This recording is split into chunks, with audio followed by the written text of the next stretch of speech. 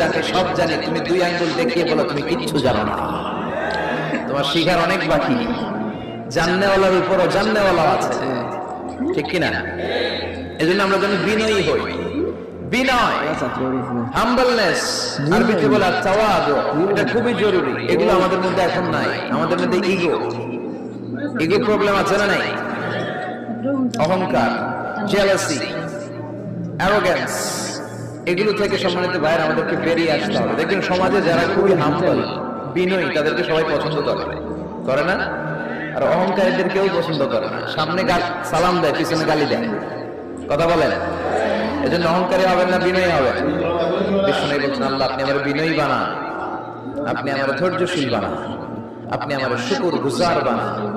আমার চোখে আল্লাহ আপনি আমার ছোট বানান, মানুষের চোখে আপনি আমার বড় বানান। পড়েন আমিন।